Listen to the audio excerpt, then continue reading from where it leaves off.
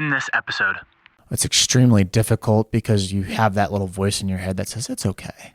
And then once you compromise yourself, once you let that voice happen. When you compromise, you're compromised for good. And it's hard to get back out of that compromise. I've heard it said best, that voice knows how to talk to you in all the right ways. Very enticing. When that voice gets you once, you're like, I know that angle. Yeah. I know that dude wants to go, you want to skip and go to the Cardinal game. That's going to be so much fun. Why? Dude, you can make up to practice. You can go back. Like, you can tell coach, like, listen, I'll get in my swings later, but this is going to be so much fun, and I can do both, right? But it's a slow death, man. It's the career that when you make that decision, it's not a quick death. You won't realize it where you come back the next day, you might run a couple laps or you might get some slack from your friends, and then you'll be like, oh, everything's fine now. But it's not fine because then it's a slower death because then you at the end of your career, you're going to be wondering, why did this all happen? Well, I thought I was going to play college. I thought I was going to do this. I thought I was going to do that. It's just leading to be mediocre versus leading to be, a winner. What is up, everybody? Welcome back to another edition of The Closing Pitch. My name is Spiker Helms, and this is a show about people, culture, and how to create a winning lifestyle as I adjust the dials for this audio to make sure I'm not overly loud. But Dave, how are you doing today? Good, man. Doing well. We have an interesting topic from, I hate using the word interesting. I overuse that word. Depends on who's listening. I'm trying to eliminate. I bet you if you go back to all the episodes, it starts off with interesting. We have the best topic ever for you today. The best topic ever, like stupid marketing BS that like no one cares about. Like it just turns off like very excellent, great, grand. Or like this tournament is the State Global World Series of 14U plus 18U Only baseball. Scout teams can apply. Only scout teams. Only teams with the word USA can apply. And that says prime.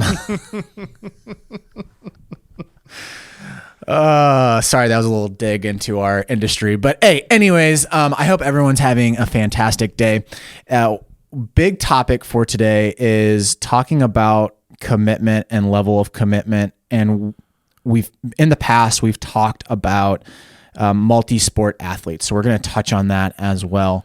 And when going from the transition of youth to high school, there is a massive difference from a training perspective, as well as an education perspective, as well as even a brain development standpoint.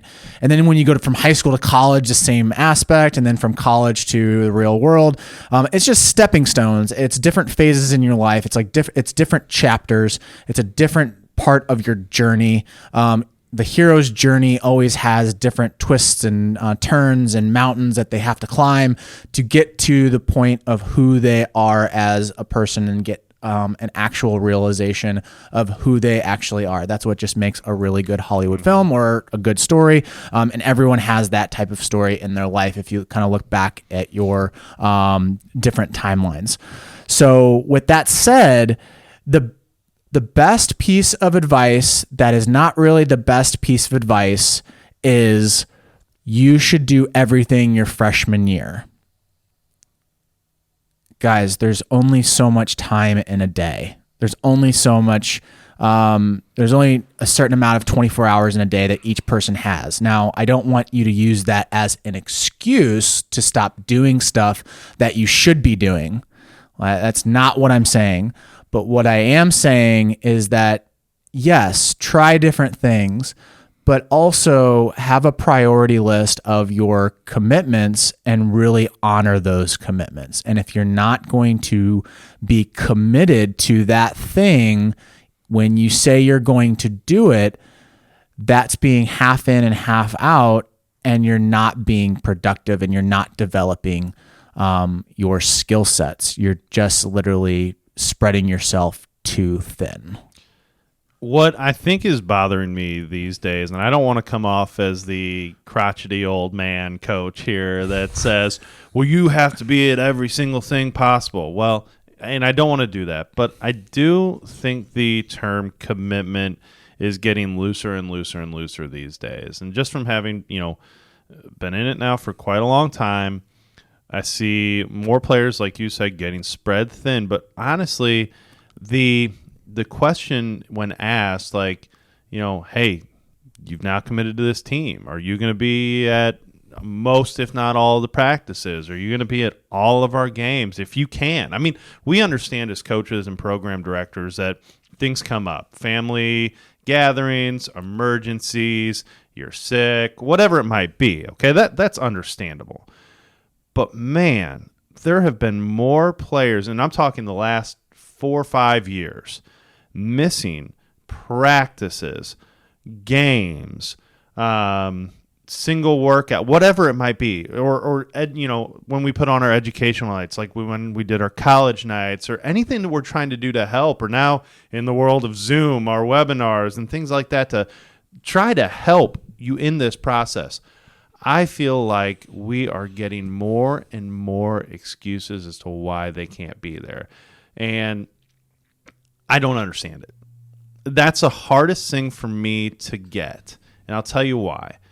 Because something as simple as when I was growing up, and I sound like the crotchety old man, but when I was growing up, when you committed to something, that was your priority, okay? And you looked at your schedule, and you know how much time you have, and you know your other commitments, okay? So I had school, I had my social life with my friends, I had my duties that I needed to do at home, and then I had my sports, okay? And when it was my baseball season, it was my baseball season, okay? When I had to be at practice, I had to be at practice. When I had games, I was at games. And when a coach asked me to do extra, I did extra, or whatever it might be, because that was a simple commitment. I was committing to my team, and what that meant to me, this is what I was taught, was, you're there to get better so that your team can have more success on the field and you can have more success as an individual. And no, you can't go miss a practice because you want to go do something with your friends. No, you can't go miss a practice because you slacked off with your homework. You're just going to have to stay up later and finish it. Like, you're going to your practice. I'm sorry about you, but you're going to have to learn how to do time management a little bit better, young man. That was the message that I had, because it was a commitment. Now, when it was done, it was done. Then I had other commitments, right? But man, I don't know if it's kids are getting spread thin, or I think that slippery slope that happens when parents allow you to break one commitment, that certainly leads to 2 to 3 to 4. And now it's so easy. I have my weekly hitting at 7:00 on Wednesday night this week, but you know what, man? I'm just tired. It was a rough day at school. Like, I'd just rather take a nap. It's prioritizing self-discipline. That has not been in the forefront in the last 10 years, in my opinion, in mainstream media or even in social media. There are a number of people that talk about it, and those are the ones that are really uber successful. But I remember with my coaches, we talked about self-discipline consistently. Mm-hmm. It was an everyday thing. Self-discipline was always in the forefront. And it kind of goes back to stoicism, which you mentioned in the last podcast. It's being able to have the power of saying no. It's being able to have the power of being patient. Everything that you say no to is an opportunity to say yes to something else. Mm-hmm. And the opportunity cost of saying yes is a major thing that a lot of people don't think about. And I always have to continually remind myself that, because in work, at the informational age, I could be pulled thin quickly, real quickly, like blink of an eye quick, where someone comes up to me and says, "Hey, can you do this project?" Yeah, I can do that. Or it used to be like, yeah, I can do that. And then next thing you know, that person gets pissed off because I didn't do that thing. Mm-hmm. And because they don't understand that you have other obligations, which again, that's not a problem for them. That's a problem for you. And being spread too thin makes you mediocre. Being able to have a complete focus and having the patience of understanding to fight through those pains is self-discipline. That you made a really good point there, and it's going to take me into a different point of this conversation. But you said something about if you're spread too thin and you're trying to do too many things, you're ultimately going to be mediocre at all of them. And what I have an issue with is that I don't think that bothers young kids anymore. I don't know how much they take pride in their craft on the field, off the field, for that to bother them. And here's why. We're currently in the fall season, right at the tail end of it. And for most parts of the country, and I've never totally understood this, fall baseball season is kind of looked at as secondary season. It's like, well, it's not spring or summer, it's fall. Like, it doesn't really matter that much. And if I do it, like, I'll do it for a few extra games, and like, I'll do it just because the weather's still nice, and I'll play a little bit, right? And so we have, and I'm not saying this is a bad thing, but it bothers me. We have a lot of athletes who say they want to play fall, and then, oh, well, I can't make it this Saturday because I'm going down to the big college football game. Or I can't make it this Saturday because of homecoming. Or I can't make it this Saturday or Sunday because of this, and other, this, right? And but before we go in it, that's fine. Just understand that if you commit to something, all those things that you just said that you wanted to do, like, oh, Mizzou plays, I don't know who they played. Georgia. I'm going to the Georgia game. No, you don't go to the Georgia game. Like, if I was a Mizzou fan, I had to go to a wedding. I'm going to the wedding. I'm not going to the Georgia game. Well, it comes back to the point of how much do you then care about getting the job done correctly and taking pride in what you do? That's where I think it ultimately goes back to. When I make a commitment to something that I'm going to get this job done at work, I have to get that job done. Like, it legitimately, because I've been taught since a young age that if you commit to something, you commit to something, okay? It bothers me if I leave work without getting that done. Like, that's not okay. It was the same thing of like, it's the principle of clearing. clearing. You know how much it would have driven me nuts, and how many other very, very good high-end baseball players I played with. If all of a sudden we had practice that day, and then something came up, like, there wasn't even an ounce of doubt that we would have been like, well, we have practice. I don't get it. What are you talking about? We can't go do this, dude. What? No, I can't go to the Cardinal game. I can't do it. I can't do this.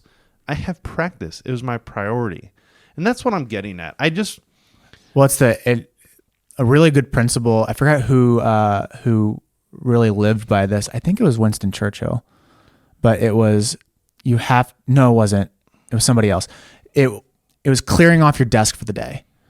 So the man, I think his name Otis. I think I have to look back at what my readings, but he would have no drawers, no nothing, and it was just a table, the table that we're sitting at right now, and he would start the day. He would do the day, and if the desk was cluttered, he couldn't leave until the desk was uncluttered. So papers that came across his desk, anything that dealt with work, it had to be done. So then the next day, he was ready for whatever hit him for that day. Yeah. Today, we don't have that. It's more email and everything, but it's being able to clear out your inbox, being able to finish that project, and then knowing that you have a clean slate for tomorrow, because if you don't do that, then it starts stackpiling. For students, it would be, you got to clear out your homework first. You got to clear out your obligations next. And then after that, then it's free time. You get free time, whatever you want that to be. And I'm not trying to place sole blame on parents at all, or kids for that matter. Mm-mm. So I always look at it this way. Kids are so impressionable, and they're always going to push that line. Like, you're never going to get like the perfect kid that just automatically falls on the line correctly. They're going to always push that line and see how much they can get away with. So I have to look at myself as a coach too. How accountable am I holding them? Because I've gone through all the different phases as a coach. I've gone through the phase when I was starting out, just out of college baseball. It's like, how are you missing? What are you doing? Mm-hmm. I guess you don't want to be good. Sorry. See you later. Whatever. And then I got to the point where I got kind of tired of fighting it, because it just kept coming up. Coach, I can't make practice for this. Coach, I can't make it to the game for this.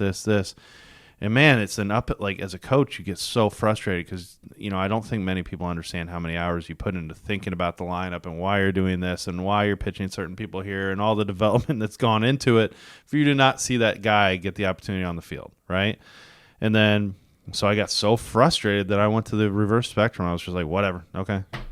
I guess you're missing whatever. And no accountability was, held. Like the next day they'd show up and, well, I mean, parents are paying, so they're playing. And so I don't know. I think the accountability side on it falls on all of us to be better with it. I think it goes back to living your own life as being very self-disciplined. If you're a self-disciplined person, people will follow suit. Yeah. Generally speaking, because then they start seeing the actions that you put into Correct. place, and then they're like, man, I cannot let that guy down. Correct. I can't let him down.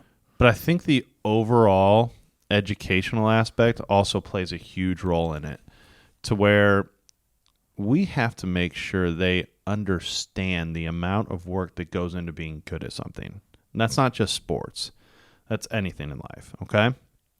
The amount of time and dedication and attention to detail that actually makes you a successful person, there is no number, but it's a lot. And it's those being able to do those menial tasks day in, day out that add up, like we talk about all the time on this podcast. And with a player, because obviously we have a baseball and softball audience, with a player, it's saying no to those distractions over and over and over again and prioritizing your wants and needs with that. If you want to be a part of a team, then there's some things that you have to do to be a part of that team. Otherwise, simply being put, you don't have to be a part of it. It is a choice. And that's something as a coach and as a parent, we have to get better at, in my opinion, in terms of talking to them about that. It's extremely difficult because you have that little voice in your head that says it's okay. And then once you compromise yourself, once you let that voice happen, when you compromise, you're compromised for good. And it's hard to get back out of that compromise. I've heard said best, that voice knows how to talk to you in all the right ways. Very enticing. When that voice gets you once, they're like, I know that angle. Yeah. I know that dude wants to go. You want to skip and go to the Cardinal game. That's going to be so much fun. Why? Dude, you can make up to practice. You can go back. Like, you can tell coach, like, listen, I'll get in my swings later, but this is going to be so much fun, and I can do both, right? But it's a slow death, man. It's the career that when you make that decision, it's not a quick death. You won't realize it where you come back the next day, you might run a couple of laps or you might get some slack from your friends, and then you'll be like, oh, everything's fine now. But it's not fine because then it's a slower death because then at the end of your career, you're going to be wondering, why did this all happen? Well, I thought I was going to play college. I thought I was going to do this. I thought I was going to do that. It's just leading to be mediocre versus leading to be, a winner. Best example is Lou Gehrig. Like Lou Gehrig held the record for most games played, which I think is like 2,158 or something like that. And then Cal Ripken ended up beating him. But what's impressive about the Lou Gehrig streak was that he did it when everyone else had no work ethic whatsoever. It was very it was just rely on talent, drink beers. Babe Ruth was known to down scotch in the morning, and then eat like 3 hot dogs before a game and then just go hit homers. And then Lou Gehrig would actually work out, and he was very self-disciplined. Mm-hmm. And a guy that does that day in, day out, just to give you guys perspective, 162 games, if one of the players right now, if they have a broken nail, they don't play. Mm-hmm. Lou Gehrig, they did an X-ray scan of his hands at the end of his career. He had multiple fractures, and not just the right hand, but also the left hand. He was playing with broken bones, and he withstand that. Talk about self-discipline. Talk about the ability to where your mind says, "Dude, you're hurt. You're fine. Mm-hmm. You need to slow down. You can't play today." Like, chalk it up for a loss. Let's go for tomorrow, and then we'll be a lot better. He said, no, screw that. If I have the ability to help my team play and help my team win, if I think I can help my team win, I'm in that lineup. If I don't think I can help my team, I will take myself out of the lineup, which is what he did on one of his last games. He took himself out because he started having the ALS started happening to him, and he started taking himself out of the games. So I think a lot of guys, they feed into that mind and they don't realize what the body is capable of, and being self-disciplined and saying, No. Like how many players do you think that we have in our organization have test the limits of their body to a certain degree to where they can't go anymore? Well, not many. Not many. There's a select few, like Kenny Piper. Yeah. That dude's probably tested his limits. Sure. For 100%. Yep. Like he's just a different breed. Just imagine what the potential could be if players ended up realizing what self-discipline is and being able to know what commitment is and buying in. And I'm not saying you should buy in on if you become a Tiger, you should just be fully Tigers. No, I think you should play multiple sports. I think all that. But if you commit to a program, like example, fall or winter hitting, you show up for that every single time until that completion is done. Mm-hmm. So if you have to come in for, like we have a camp for 6th, 7th, and 8th graders, or 7th, 8th, and 9th graders. It's called the high school prep program. It's 4 weeks long. If you sign up for that, it's $210. You end up being there every single day because it's for 4 weeks, right? Now expand that to 8 weeks, expand that to 16 weeks, like our winter training program. You show up for every single winter training program. It's not, Jimmy has a party on Saturday night. I'm going to go to Jimmy's party and hitting's at 8 a.m. There's no way I'm making that. Or you can do both. Right. And then take the brunt of it. Right. Or you can make a decision. So let's kind of wrap this up. Give me your best, and I'm not going to sit here and give parental advice because I'm not a parent. But if you were giving advice to a coach on how to better communicate commitment to a team from a team aspect to your players, what would be your best actionable advice right now? You have to start with your own self. You have to be self-disciplined to do that. Like I try to work on that every single day. Mm-hmm. And believe me, I fail a lot of the times. 100%. Like it is so hard. Oh, sure. It is extremely hard. Sure. But living like the book that changed my mind was Stoicism. Like I read a book on Stoicism and it was just a big shot to my brain and saying, Spiker, what the hell are you doing, man? Mm-hmm. Like you talk about this, but you're not doing it. Like as long as you're providing action on trying to be some type of self-disciplined person, whether that is you say, all right, I'm going to do this and you end up doing it. Mm-hmm. That's a good starting point. So I think it starts with the actions first. I think you're 100% correct with that. Like no player is going to accept any information from a coach if that coach is canceling practice on a regularity or showing up late or not being about what they're said they're going to be about. Okay. So you're 100% correct. I think the second major action point that I would take is trying to reestablish the boundaries of commitment and what it means and building back more of a team concept to the whole deal. I think too often nowadays we're getting way too individualistic and it's all about me. And so understanding and teaching players that when you do miss that practice, you're not just hurting yourself, but you're hurting the players around you in a manner that now your performance is going to be less than it probably could be. And that stuff adds up.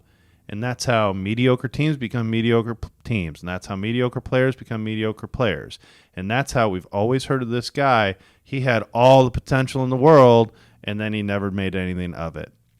And that's a message that has to be, it shouldn't be brought to the attention of putting down a player for that. It should be brought to the attention of holding a higher standard for the greater good of all. And that if you're there day in, day out for your team, then everybody gets what they want. We talk about that all the time with our players. It's not being on the island of me and being that team guy that is there celebrating the success of everybody else just as much as your own. And just constantly bringing that back to attention that, okay, you see that, I remember I have this graphic right in front of my head. It's some football team running their sprints, and everybody's touching that line, and the one guy is not touching that line with a foot. And all of a sudden, he's a foot short, right? Do you know what I'm talking about? And that's the issue. That if you cut corners like that on your swings, on your reps, on your practices, that those things add up, and that's a big reason why teams aren't successful and you aren't. And I would say communicating that in a effective manner to where you can try to get buy-in from your players is probably where I would start, number one. Last thing I would say is, which reminded me, is letting your players know there's a cost to everything. There's no free lunch. Everything has a cost. There's always a give and take. So when you cut a corner, there's a cost. When you compromise yourself with your inner demon, which is you don't have to do this, there's a cost. Now, the cost might not be evident. That cost might come down later down the road. Just imagine it's like a car payment. All right. That car payment comes every month. Where's that cost going to be at? Is it going to be $1,000 or is it going to be $200? Right. But there's always a cost. But you also get a benefit out of it, depending on what you put in. For sure. Guys, that's this episode of The Closing Pitch. My name's Spiker Helms. Across from me is David Birkby. In the next episode, we're going to have Rafi Lopez back in the hot seat. So that will be a fun conversation. Former big leaguer. Like to talk a little shop on him in the realm of the industry right now. Actually don't know where the conversation is going to go. We haven't talked about a topic yet. Never do with Roth. Yeah, but it will be good. It will be entertaining, and there will be some fire. So, guys, subscribe to the channel. We will catch you in the next episode. See you guys.